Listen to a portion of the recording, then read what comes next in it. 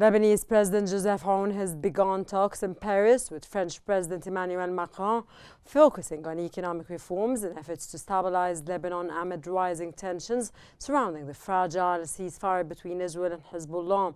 President Aoun is seeking France's support following the formation of a new government under Prime Minister Nawaf Salam, ending a two-year political deadlock.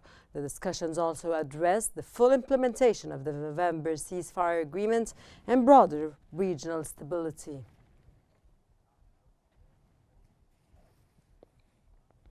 Lebanese President Joseph Aoun has reaffirmed Lebanon's commitment to strengthening its army and asserted full control over its territory to end ongoing violence following a recent Israeli airstrike on Beirut. Speaking alongside French President Emmanuel Macron in Paris, Aoun condemned any attacks on attempts to drag on Lebanon back into a conflict. The Israeli strike targeted a Hezbollah drone storage facility in Beirut's southern suburbs, marking the first major attack since the November ceasefire.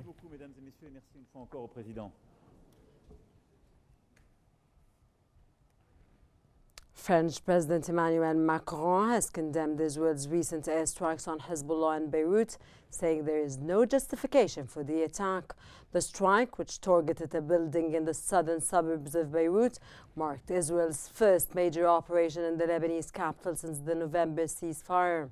Macron announced he will speak with U.S. President Donald Trump and Israeli Prime Minister Benjamin Netanyahu within the next 48 hours to ensure full adherence to the ceasefire agreement.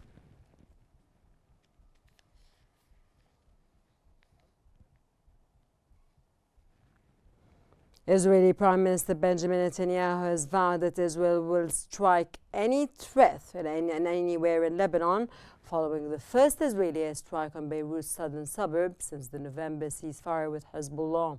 Netanyahu stressed that his government will not tolerate any cross-border fire, saying Israel's operations will continue across Lebanon in response to perceived threats. The warning comes amid growing fears of wider conflict along the Israeli-Lebanon border.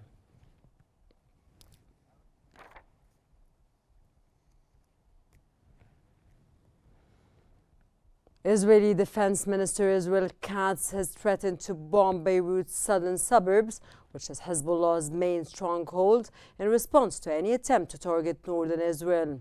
Katz stated that any harm to the villages of Galilee would cause the roofs of homes in southern Beirut to shake.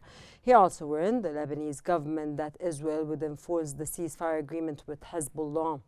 The Israeli military recently struck Hezbollah's targets in southern Lebanon after intercepting a missile fired from Lebanon.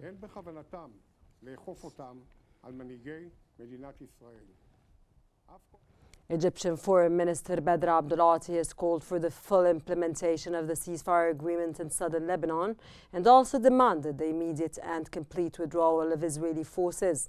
In a phone call with Lebanese Prime Minister Nawaf Salam, Abdulati emphasized the importance of Lebanon's army enforcing UN Security Council Resolution 1701 and urged all parties to comply with the resolution without selectivity. He also condemned recent Israeli airstrikes in Beirut, warning of rising tensions and serious risks of further regional escalation.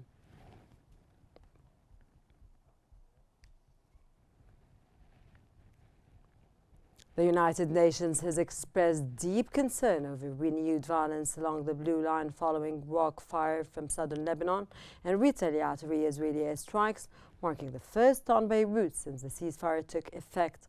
The Blue Line, established by the United Nations, separates Lebanon from Israel and the Israeli-occupied Golan Heights.